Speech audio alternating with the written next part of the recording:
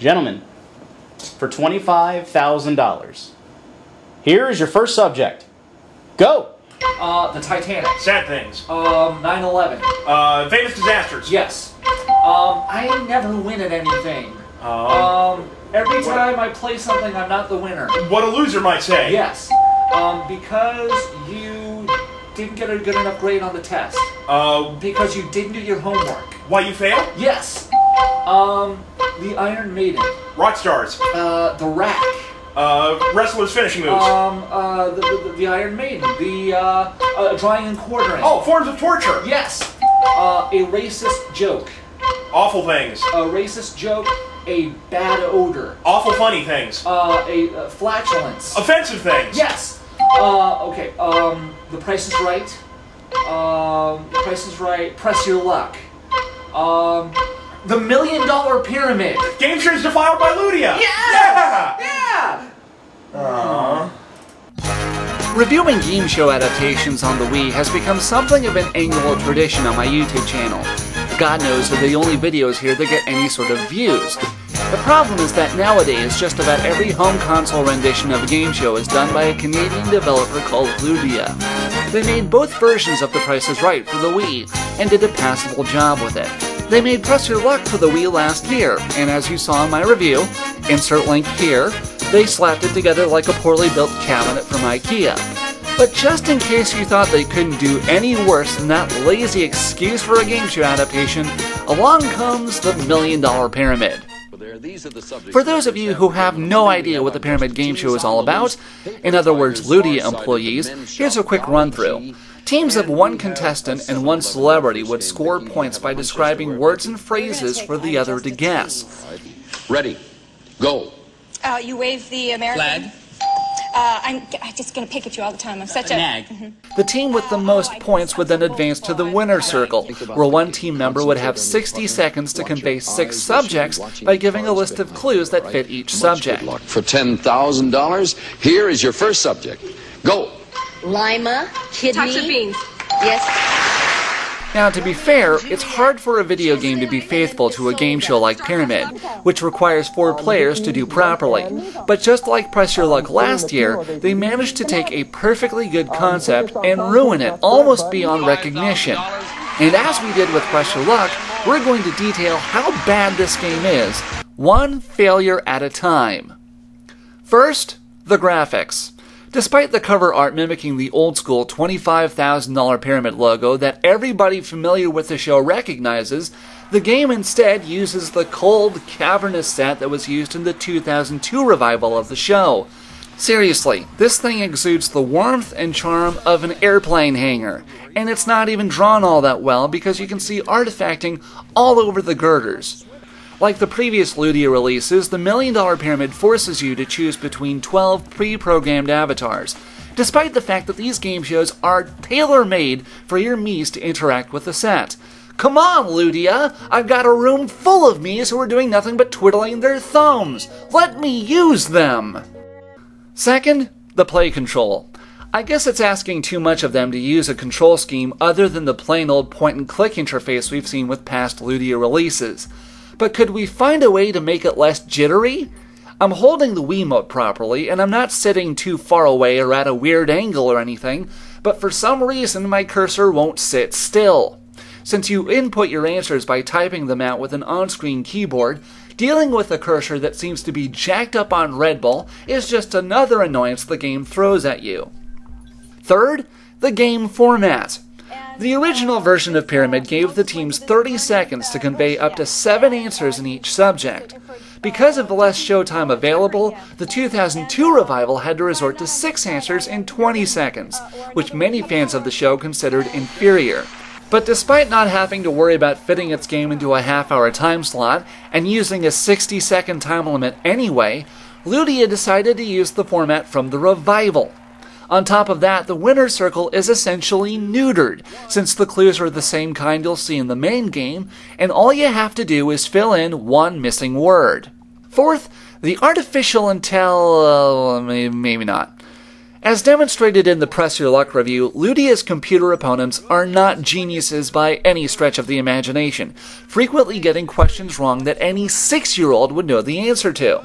It gets no better in the $1 Million Pyramid. Your opponents will spend the majority of the game struggling to get so much as 3 answers right.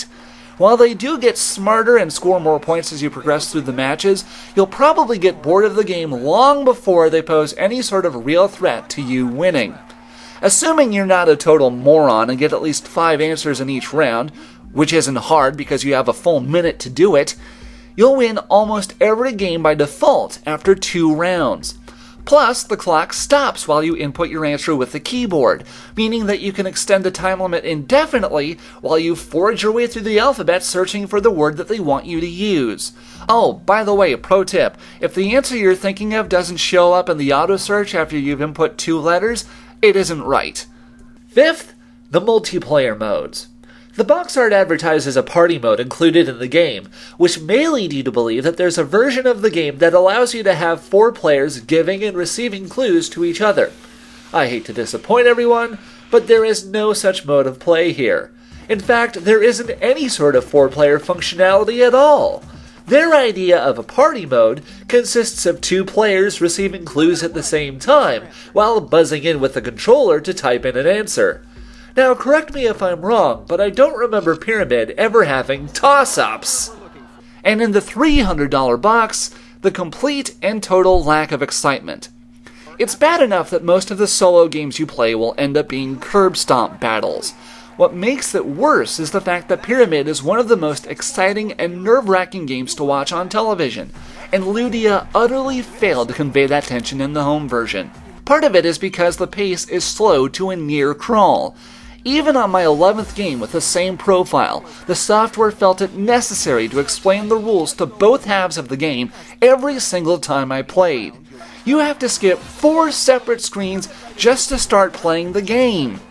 Every time the off-screen announcer speaks to you, it's incredibly long-winded and usually unnecessary. What's the score after 2 rounds? Gee, I don't know. Those numbers under our desks don't mean anything, do they? But most of the reason for the lack of excitement is because of the way that they handle the top prize. In the 80s, Pyramid instituted a tournament where a player could win $100,000. To win the big money, though, you had to first clear a winner circle round and have it be one of the 3 fastest times in a 6-week period. Then, you had to come back on the show, defeat another opponent who had qualified with a good enough time, and clear the winner circle again, knowing that the first person to do so won the jackpot.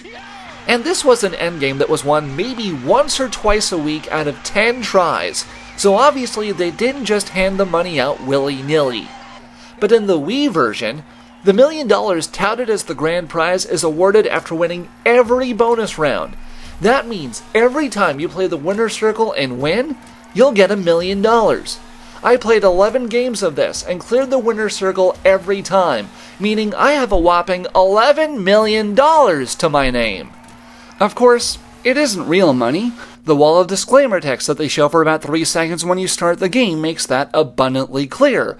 But wouldn't it be nice if they actually made you earn the $1 million? You know, have some sort of pot of gold for us to chase after, instead of giving away the top advertised prize for winning a single game, thus giving you no reason to continue playing? Do they really think I care about winning wardrobe items for a character that looks nothing like me? Before we go into my score for the $1 Million Pyramid, I want to explain something about my scoring system. As you know, I give each game I review a personal score of up to 40 points. Now this covers my personal enjoyment of the game, things like replay factor, everything that's not covered in the 4 technical scores. But while the game can earn up to 40 points, there is no minimum personal score. As a matter of fact, I've always reserved the right to deduct points from the personal score if I feel a game deserves it. Now, I've never done it before, but the $1 Million Pyramid earns the dubious honor of being the first game to incur such a penalty. What has the game done to earn a negative personal score, you may ask? Well, on top of everything else that the game's done, the game manages to get things factually wrong. According to Ludia, the capital of New Zealand is Auckland. Worms are insects. And there's a Boy Scout merit badge for bonfires. Getting any one of these things wrong would be inexcusable, but having so many errors in such a small sampling of games played makes it obvious that these guys simply did not care.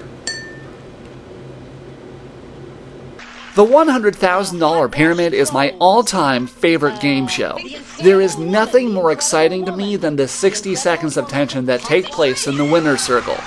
What Ludia did to this game is nothing less than an insult to anyone who's enjoyed the classic show before. It's as if whoever designed this game never so much as watched a single episode of the show before. It completely misses on every mark. It's not fun, it's not challenging, it's not exciting, it's not that nice to look at or listen to, and there is absolutely nothing to encourage you to play it. It is a terrible game with no redeeming qualities, and anyone who wastes the money to even rent this game after seeing this video deserves to be ripped off.